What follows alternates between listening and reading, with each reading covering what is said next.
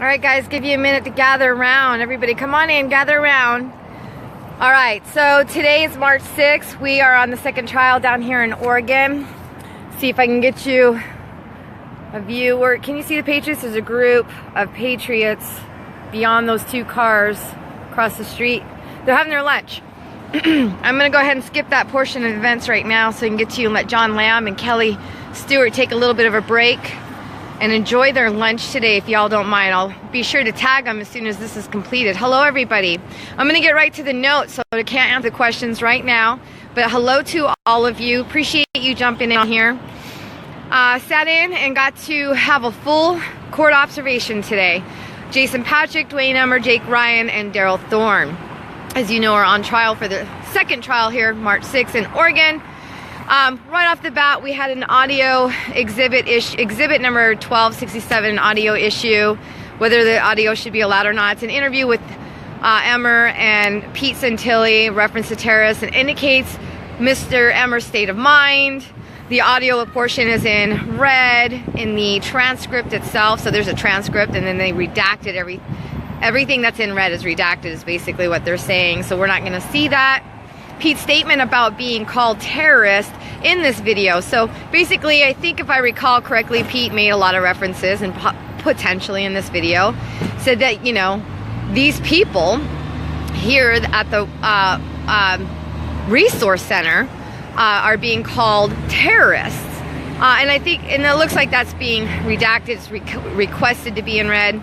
Government wants to leave it as is, though, and just leave everything open. Claims that on the 403 and 401 as the objection for that, basically that just means that it's something that's repetitive.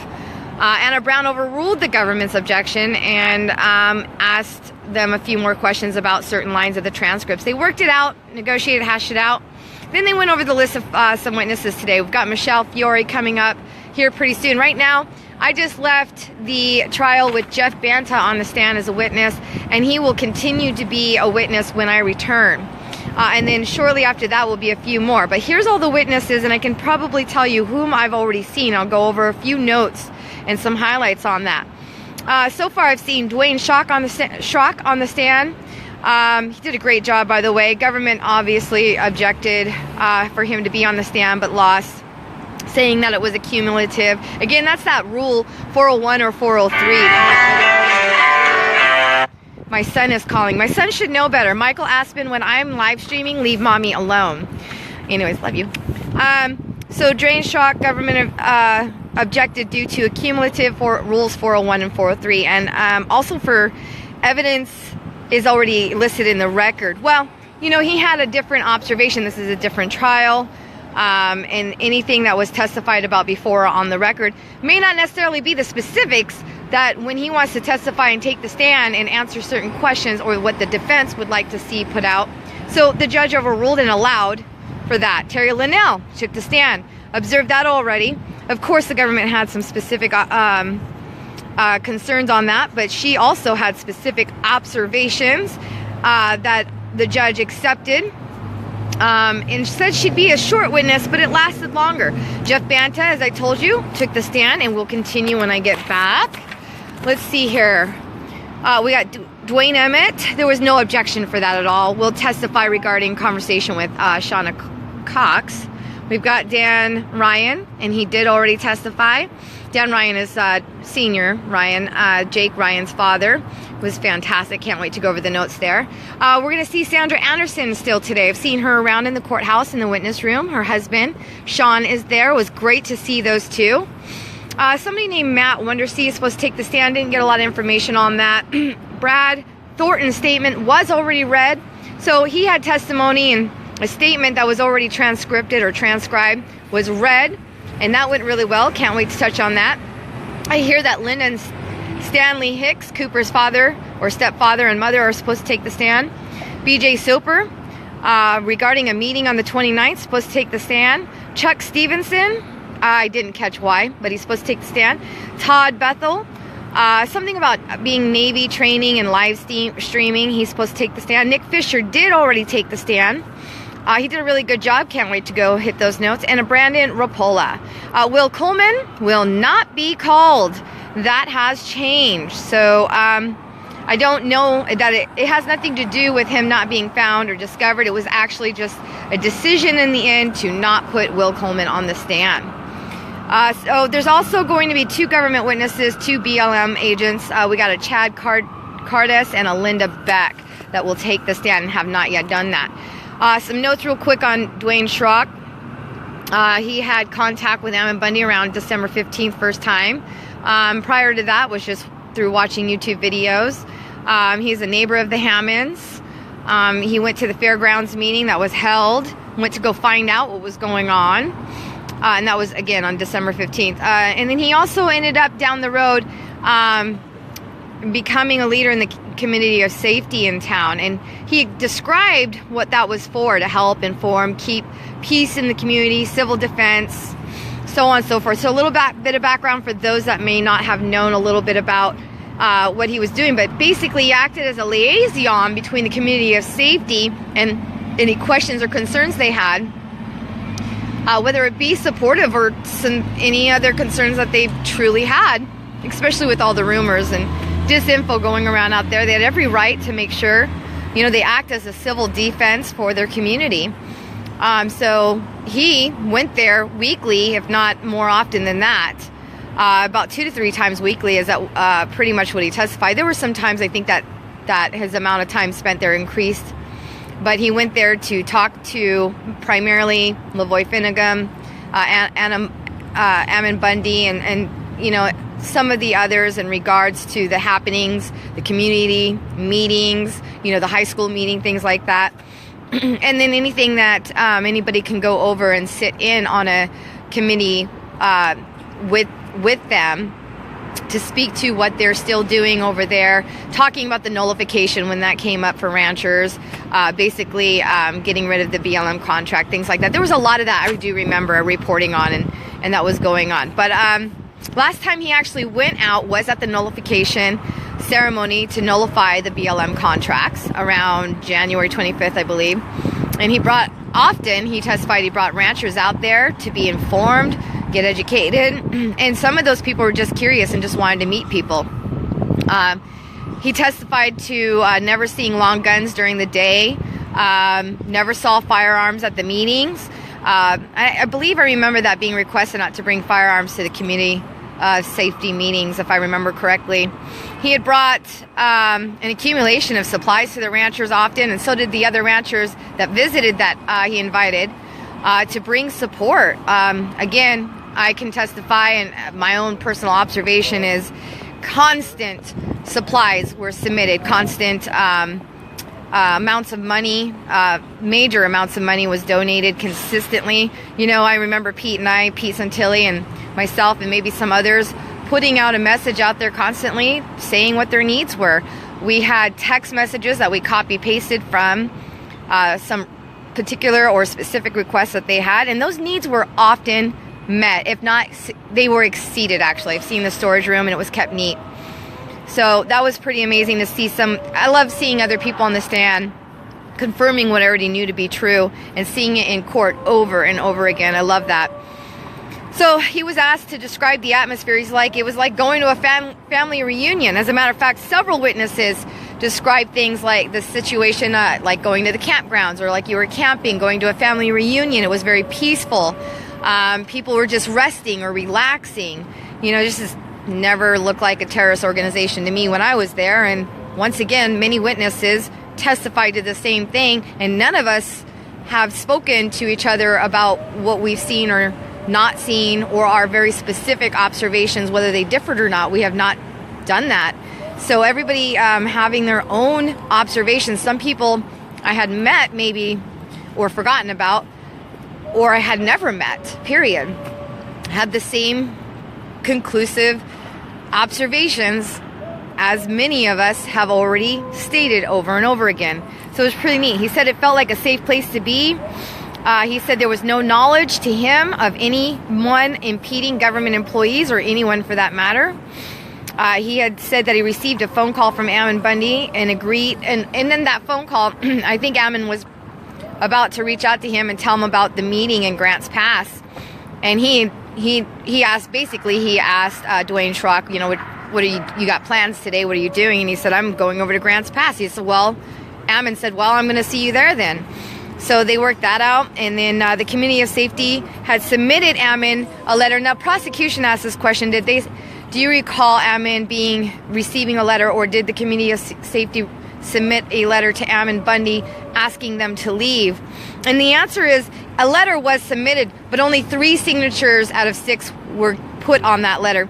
Three of the names on that were not signed. They did not want to sign that letter. They did not want to request that he left. And 3 signatures were on that letter. So he testified that very specifically.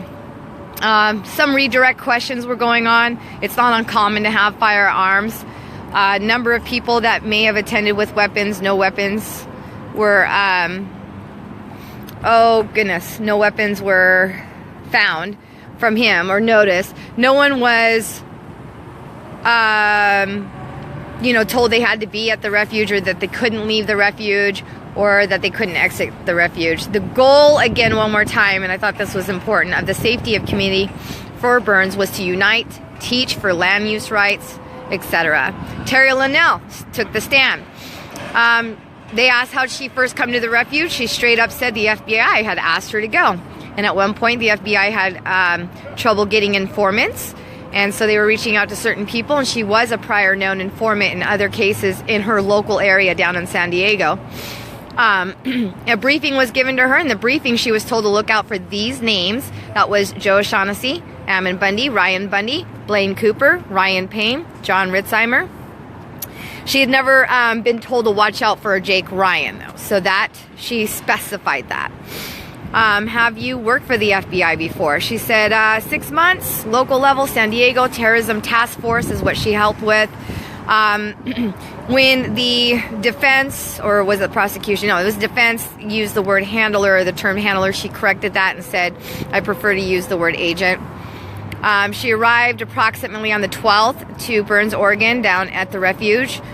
She had made sure to do her homework, following all the social media online. See, we're always being watched by our friendly informants. Well, this particular one actually is friendly. So she kept track of all the articles, and that was kind of her job, to keep track of all the articles, things that we were all writing that could include any of us that were reporting, or mainstream media, and turn those in to her agent. So she had done that. She had met with some of the individuals prior to this event at other protests. So she testified to that. Didn't name anybody who she had met prior. I think a lot of these things are just vague recollection. And if you're not tracking and reporting on them before, maybe it's just not something important. When she pulled up to the main gate, she asked to join, and they notified someone on radio, and then they gave her an escort because, and like myself, when you first get there for the first time, you don't know where to go.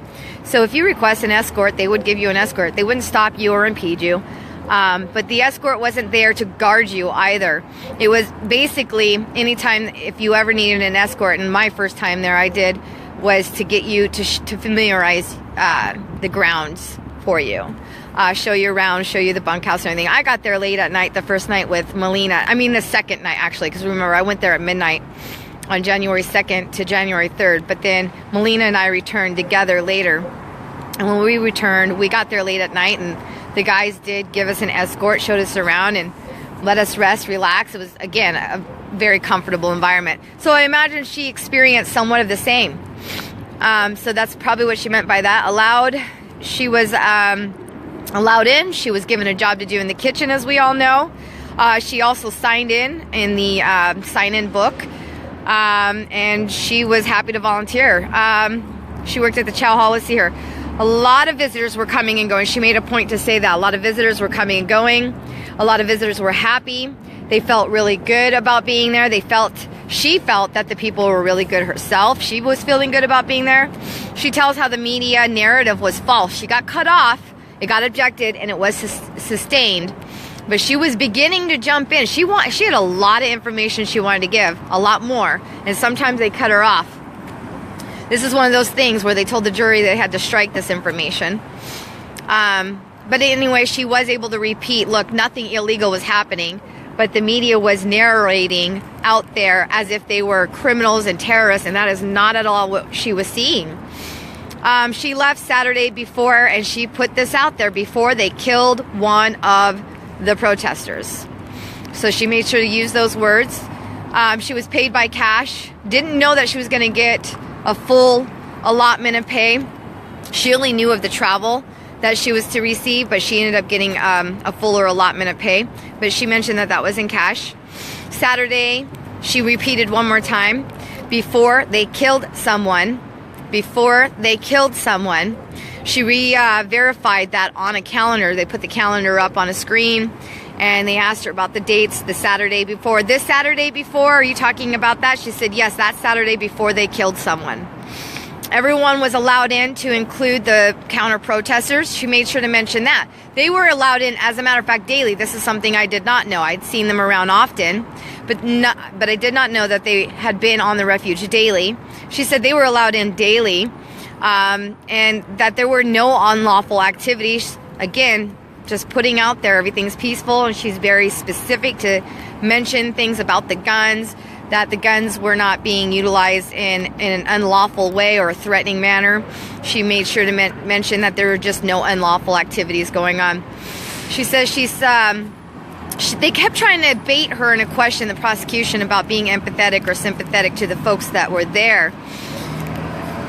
She wanted to go with saying no, and you could see that, because initially she wasn't. That's not how she went, but they weren't really allowing her to explain that in full. She was also maybe dancing around the specific answer, knowing she knew that they were baiting her, but eventually she was able to say, you know, she now became sympathetic. Yes, but that doesn't mean that she was sympathetic to people committing crimes, because these people were not committing crimes. So she mentioned that. She got that out. The FBI had asked her to be herself, I guess. They decided to go into a little bit more of what they expected from her, and they said to just be yourself, asking about being sympathetic again. And again, I described how she was able to capture that, recognize it for a bait, and then explain that she isn't sympathetic to any unlawful activity, but these people were not committing any unlawful activities.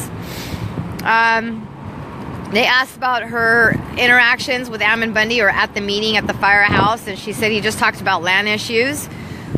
He was educating.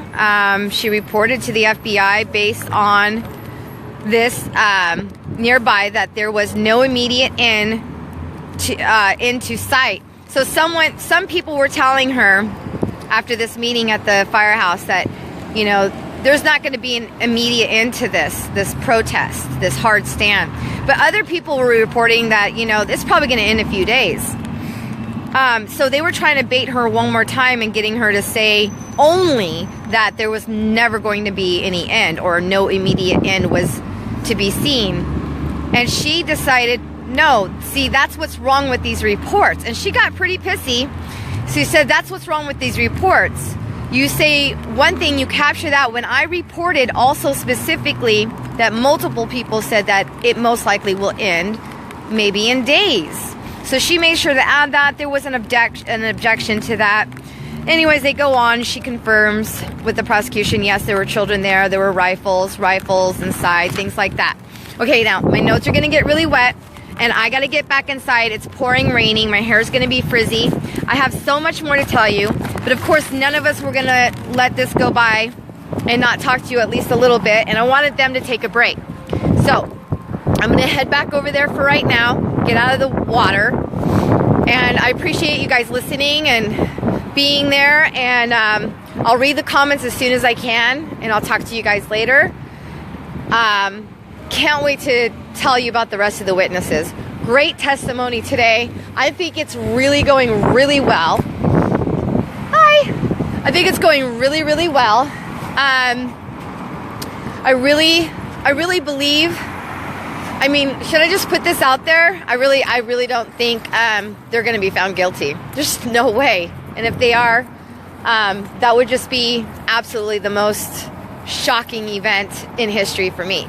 So we're on live. Do you mind? You want to say hi? No? Hi. Real quick, hi. Okay. Hi. She's being shy, but we gotta walk. Okay, so we're gonna go back into court with wet hair.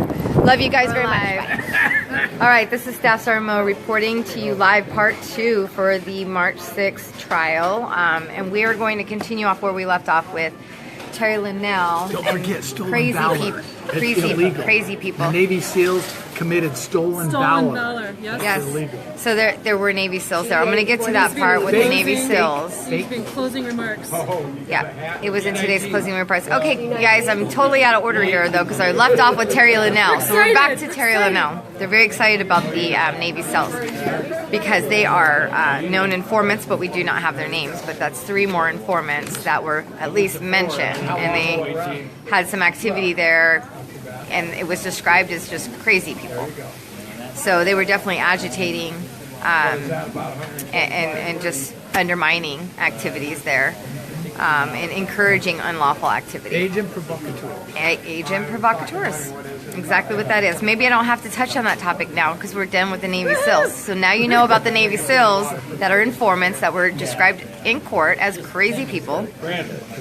And we're going to get back to Terry Linnell. Where I left off was somewhere, I hope you guys can all hear me okay too. I left off somewhere where the FBI had asked Terry Linnell to just be herself when she gets there. It was part of the briefing, and you know how in this trial things bounce around. So we already discussed how they gave her a briefing on who to look out for and specific names, but they also told her to be herself. And you know, just a brief summary from where I left off before, that she was an informant in prior events and cases, but only locally in San Diego, where she's from.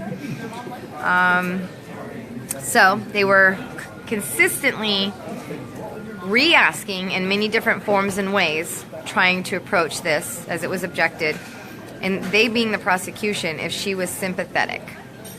Over and over and over. And basically they're just obviously trying to discredit her now because she is an informant that turned on the prosecution and is definitely giving her testimony to the defense and doing the right thing now. Well, now they're trying to discredit her by basically painting her as sympathetic, or maybe even overly sympathetic.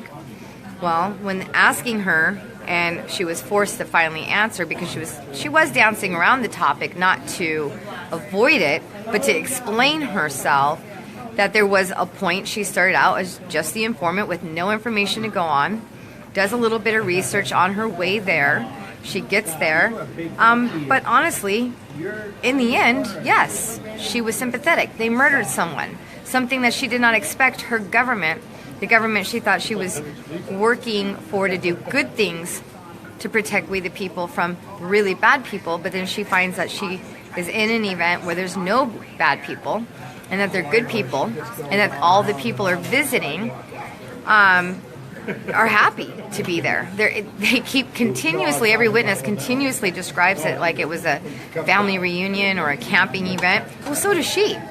The atmosphere was relaxed. It was she was cooking for people. She was actually enjoying the company that she held with people, truly and sincerely. So yes, she did come to a point where she admitted that she is sympathetic. You murdered someone, she said to the prosecution. You murdered one of those protesters. So, or you killed. She might have used the words, you killed them. I thought she did really good trying to bring it back to that event, that day, that tragic day, which was the epitome or the turning point for her, bottom line. And then to see what she also tried to bring to the forefront over and over again was the fact that her reports were being misused or twisted by the prosecution because they were trying to take one context out of her reports and not show the full context. Like, for example, the prosecution continuously asked her if she had in fact put in her reports, and if she would recall that she had in fact put in her reports that there were people that said that they would be there indefinitely with no immediate end at sight. She said, it came to where she said, yes, that was said, but that was said that some people were saying that there, and that other people were saying it's probably going to end in a few days. They didn't want to have that on the stand. So they constantly kept objecting her. She was consistently, the judge was consistently approving a lot of those objections, or approving of those objections. Apologize for my speech right now. I'm really, really tired. It's late. And I've had a really good meal, so I'm sleepy. But anyways, she talked about the firehouse building where they had the meeting with Ammon Bundy, and she was honest that there was no planning of any criminal activities going on there, that he consistently was teaching and talking about land management issues. Let's see here, there was a phone conversation, that there was no immediate, and sorry, cannot. Okay, so another thing that was said in a report, that there was discussion about taking over another refuge. She said, and she got very excited, that is not what I said in that report. I did not say other people were going to take over another refuge, but that we had people coming onto the refuge saying that they would like to also take a hard stand in their areas, their local areas. They're just talking about a separate event of their own that they themselves would lead. The prosecution was trying to paint that Ammon Bundy, the Bundys et al., and anybody else in the supposed accused conspiracy were planning other events themselves. That's not even true. Their hands were already full for the Hammonds, as you guys all know. Much work was yet to be done for the Hammonds. The Hammonds, by the way, are still not free. They're still in prison. They're still there. So, that's not over. Remember that, folks. Ammon's job isn't done. That means, is it Ammon's job, though, or is it our job? So I'm just posing questions here. You all have your own ability to think for yourselves. The Hammonds are still in prison. Skylar Barbeau is still in prison. These men and women that stood up for these people, the Hammonds, and oh, by the way, they, as you know, supported and stood up for Skylar Barbeau simultaneously. They are all now in prison, and Lavoy Finicum is dead. Back to the case, though. Right, guys?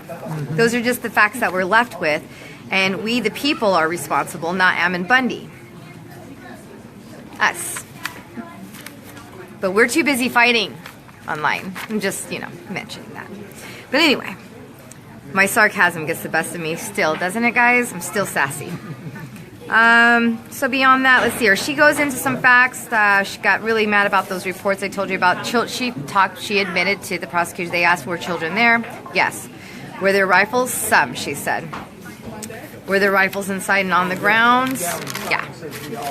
Just some facts. Were they pointing at anybody? The defense counteracted, and she's like, no.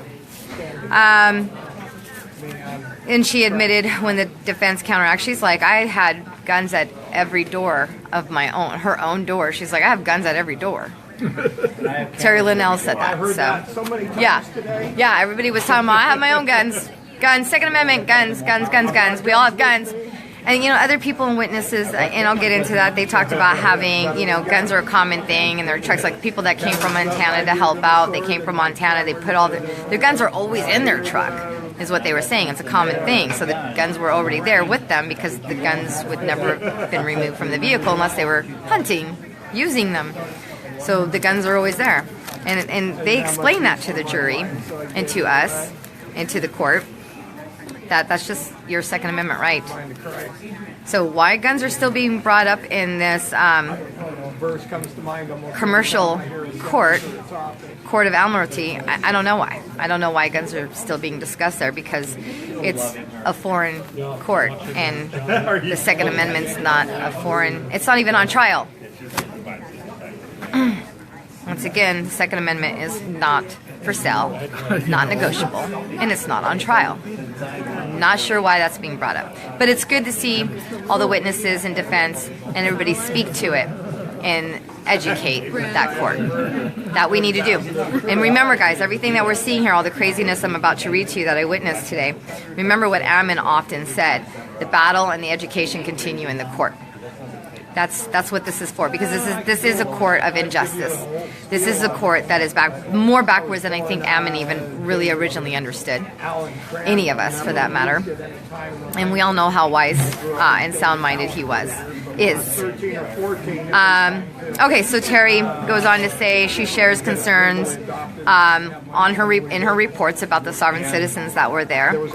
She felt that, and she stated in her reports that they're impersonating a police officer or agent. Her concern was that they could be impersonating a police officer, and that her agent, handler, but her agent was not concerned about that report. And she goes on to describe further that the sovereign citizens caused some problems. She didn't go into detail. I was there. She's not lying.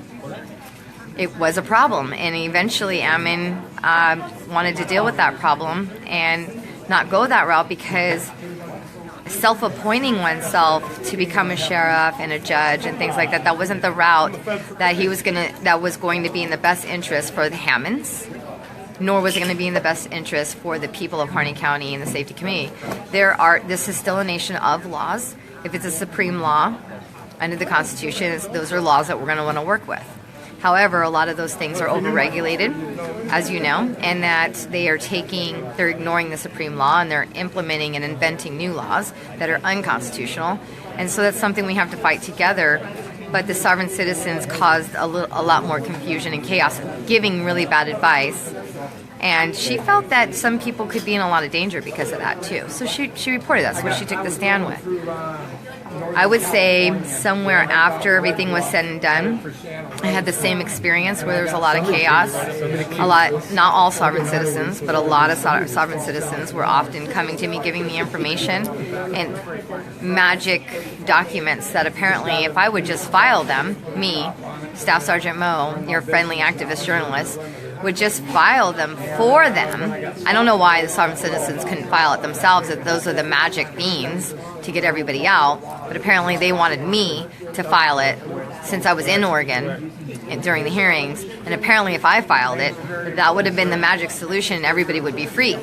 But I don't really know why that was me they expected to do that with. It's just like this, we're dealing with an unjust court. We're dealing with a court that's not even looking to the Constitution. We're dealing with a court that, and I can't change those things by myself. And if they're self-appointed and all-powerful now, I don't know why they weren't filing the appropriate documents, since they have the legalese that I do not have. But okay, whatever. So she goes on to discuss and answer questions that there were patrols for 4-hour shifts and double duties that were going on. She went on to say that, one of the things that she understood as her job was never to advise in doing anything illegal, and that none of the informants were advised. As a matter of fact, they were advised against ever becoming a leader at the refuge, Mark McConnell. And did that slip out? And then, so basically, if you're trying to be a leader there, that's against the code of ethics of being an informant. It's abusing that role as an informant, because you're becoming an influencer. You're influencing, and therefore that definitely crosses the line of setting someone up. So not allowed to do that in law enforcement. She admitted she was not involved with the dealing of security teams. They showed her a few documents to see if she recognized them. There were just some scribblings of names, and it looked like it had something to do with Bravo, Charlie, Delta teams, et cetera, et cetera. Had some names on it. She knew very little of them, but the particular ones they were showing her, she did not recognize at all. So that amounted to really nothing. She went on about constant visitors again. She emphasized the constant visitors that had been going through there, coming and going. They asked what the purpose of security teams were, and she said, from my understanding, was to protect. Basically she just said security teams, lots of people were coming and going, so there were constant visitors, and so the purposes of security teams were to protect everybody there from any entity that might want to hurt them. I remember so-called patriots wanting to come and kidnap other patriots to take them out of there, and in doing so it resulted in an assault. So yeah, the security teams were absolutely needed to be there because the police were going nowhere near the refuge. The FBI wouldn't go near the refuge at that time. So they had no 911 services, emergency services, and there were people that wanted to hurt people. So they did need security, not just from the FBI in case the FBI decided to pull another Waco or Ruby Ridge, but there were crazy people trying to come in and start shit. Agitators too. That might be part of it too.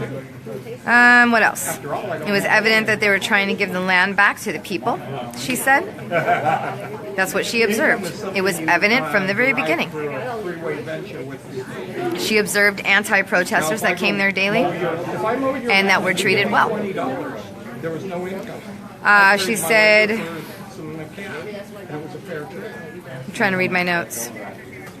She brought up another example of wanting to stand with your shotgun every other door. I've had a Black's Law Dictionary. Okay, so as far as gun control, she talked about, you know, gun ownership and being responsible, and she felt that a lot of the people she was surrounded with, she felt safe around them with their weapons because people were practicing safety for the most part and were being responsible with their weapons. So she was very comfortable with that. Except for Fabio Menaggio, he's shooting guns in the air. Yep, except for the informant Fabio Menaggio, who was shooting guns in the air and into the ground. She didn't feel safe about that. As a matter of fact, that scared her so much she dropped to hide. She was in the kitchen cleaning and the noise was really close, and she actually ducked on that one. Let's see here. She. But Jesus said when they slap you on one cheek. Misleading the protesters. That I already told you what she said about the sovereign citizens. She admitted that children were there, and she also added that children were there with family. So the children were cared for. So she didn't really understand why they needed to know children were there. Like as if it was, again, the narrative for the prosecution is to paint this very dangerous terroristic environment. And of course she's like, well, children were there, but they weren't there and left to their own accord and to run wild on this refuge, but they were there and being cared for and watched over by their parents. Okay, so Mr. Brown took the stand for a little bit. He's a paralegal, and he read the testimony from Brad Thornton. Brad Thornton had his testimony read, and so I have some highlighted notes here. Meeting on the day of the protest, he was not invited, but he ended up there. He doesn't really know how exactly, but he did end up there without the invite. It was, from when I talked to him, a little testimony of possibility of a gal saying you need to go over there. And he really can't recall who the gal was, and he didn't know what was going on over there. But hey, the big dogs were there, so let's go say hi. I'm kind of ad-libbing to that, but I can imagine being in his shoes and someone saying, hey Mo, they need you over there, and I'd go. And then take over a refuge, apparently. So, you know, you just end up in these situations sometimes. But let's look at the whole situation. What did they do criminally? Nothing. So, nothing. They took a hard stand is all they did. So it's actually a wonderful event to be a participant and member of if you had that opportunity to do so. So kudos to everybody that stood there and did that. Even if you're not facing charges right now, you did an amazing job there, and you stayed peaceful. And let me tell you, your case, even if the prosecution is trying to, and this is your case too, if you were there, even if you're not physically being tried right now, this is your case. You did a great thing.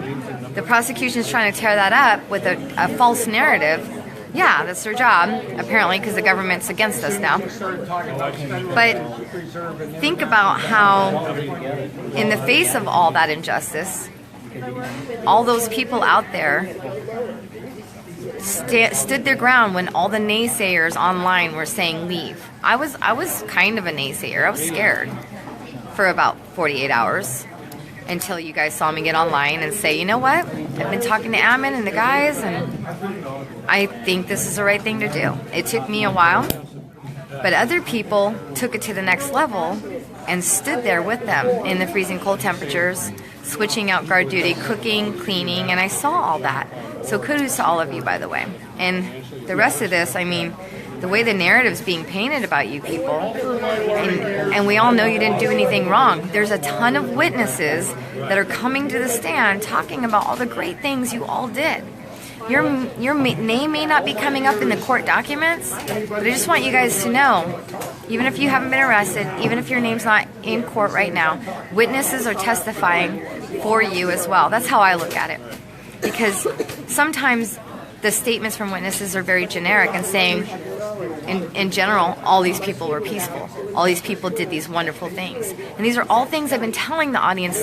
Pete Santilli was telling the audience last year while we were watching it go down ourselves and observing it ourselves. We were telling you guys this over and over again. So it's really cool for me to experience, now that I'm sitting here observing this case, is to see all these witnesses one after another come through and say exactly what I told you guys last year. That's exactly what everybody was seeing, not just me, not just Pete. We weren't lying to you. We weren't trying to elaborate, you know, to make it look like a good thing to go to just to get numbers. If it wasn't safe, Pete and I would have said, don't even come near here. Okay, we really were concerned about problems. You know, if the protesters were looking like they wanted to start a war, we would have discouraged people from going near there. They didn't want to start a war. They just wanted to help the Ammons get out. They exhausted all their legal resources first, and the fight wasn't over. And a committee of safety had to be developed, and also Well, you get her done then. they needed help to get further along. So, you know, I'm on a high horse here because there's so much I know about from last year, and then like seeing today, there's so much confirmation about what I was speaking to you, speaking to each one of you about.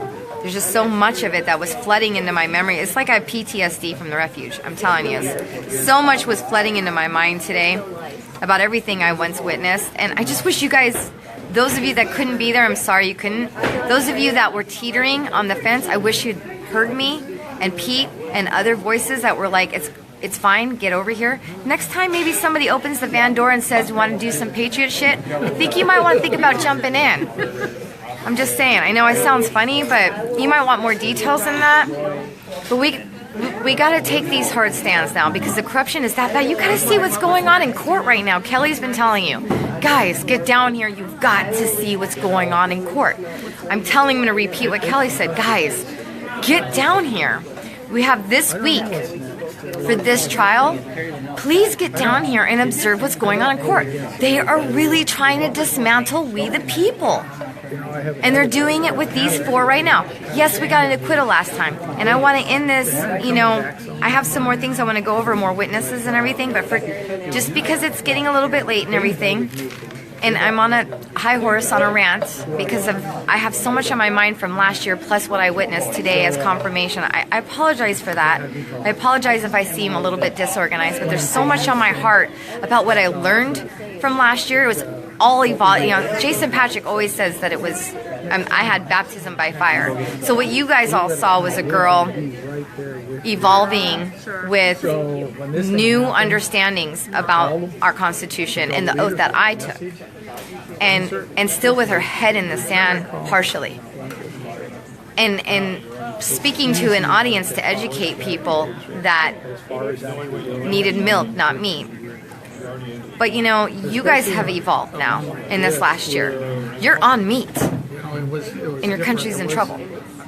And you have good men and women in prison being criminalized with false lies in the media and in that courtroom. And when they're done with them, you're next. This isn't just going to go away, guys. Even if they get the acquittal. When they get the acquittal, then what? Where are the Hammonds still? The Hammonds didn't get their acquittal. Then what?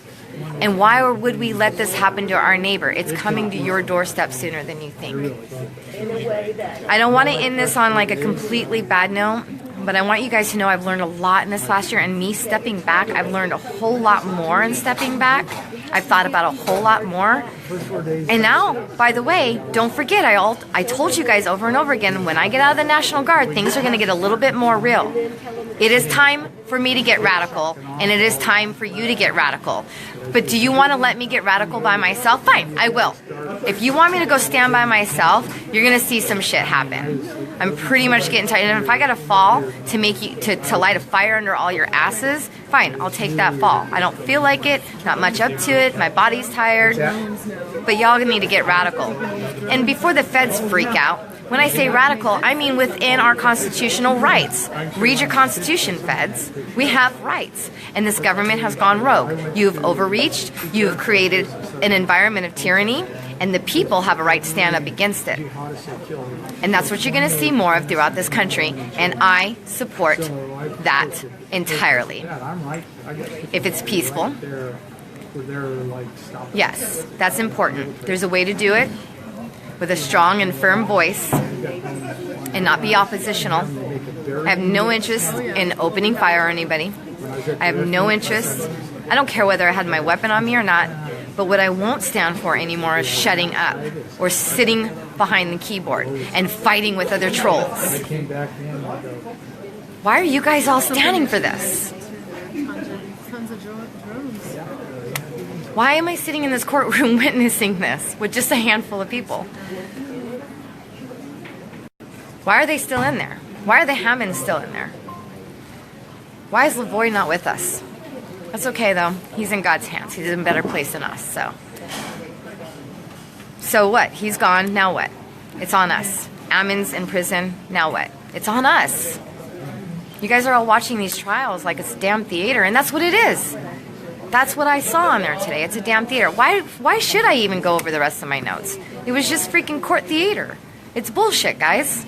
It's just bullshit. That's what I witnessed today. So I come to you guys today to tell you that I observed court today,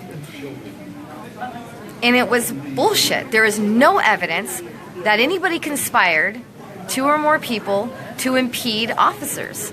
Nobody committed a crime. It's a forced narrative. And it was a circus. The juror, I was confused. I was seeing some things where I'm like, ooh, that looks bad. But then it had nothing to do with the charges. It was some other individual's behavior that's not even on trial today. They're not even on trial today. So I was getting kind of confused in my head, and I thought, well, damn, if I was a juror, I'd be confused too, which is good. That's reasonable doubt. So they're probably going to get acquitted. But when they get acquitted, then what? What's next? Actually, we really want appeals at this point. So we can bring this up to the Supreme Court. That's what we really need. We do need to have this battle in the court system because this court system is so jacked up it needs to change. But we need bodies and numbers to show that support that we, the people, are not going to stand for this shit anymore. And it's time for a hard stand. Everywhere. I'm not saying go riot. I'm not telling you to do that. I'm not telling you to act violent. I'm not telling you to do shit, actually. I'm not your leader. I'll go do it by myself. I'm not your mom. I already raised a bunch of kids and soldiers. What are you guys sitting behind your keyboards for still? Why has it been this long? Why are so many people down here so exhausted by themselves? Coming here weekend after weekend, day after day, in and out. Not getting time off. Families are breaking up over this. Families are suffering. I know there's more of you out there that are able-bodied. But you're making excuses, people. You made excuses back then. A lot of people rode the fence. A lot of people did good stuff. Some people fulfilled the role of journalist activists to fight the narrative, the untruthful narrative. And some people did outside perimeter. That's great. I thought that was great to have an outside. Everybody that was on the inside can get their paperwork done to try and help the Hammonds a little bit. Even if some of that perimeter was maybe an illusion. I'd rather see an illusion there that gave them more time to work than nothing at all. It's just time to do something. And pretty much, you know, the outside perimeter was more, I mean, there were people that came and went, but it wasn't a very strong perimeter. But imagine if y'all left your houses, all you able-bodied people, and what are you willing to sacrifice? Remember what John Richheimer was saying over and over and over again about sacrifice? It's liberty isn't free, guys. And we're losing our liberty. We are losing it. So everything I saw in court today, the fact that that shit's even in court and it's wrong and asked backwards means you're already losing it. So you guys want to just keep sitting there and lose more? I'm just asking questions. What do you guys want? What do you want? Why do you want me to tell you what I'm observing in court? I'm observing some crazy shit in court. That's all I got for you. All right. I'll still give you the details, I promise you guys. You know, tonight was just a little bit more of an emotional rant. Because, you know, it's kind of an epiphany and a weird time for me to go away, come back, and remember everything from last year. Remembering what I didn't know yet, what I was still trying to learn, get through my head, and remembering a lot of the guys that taught me that are in prison. I haven't done enough.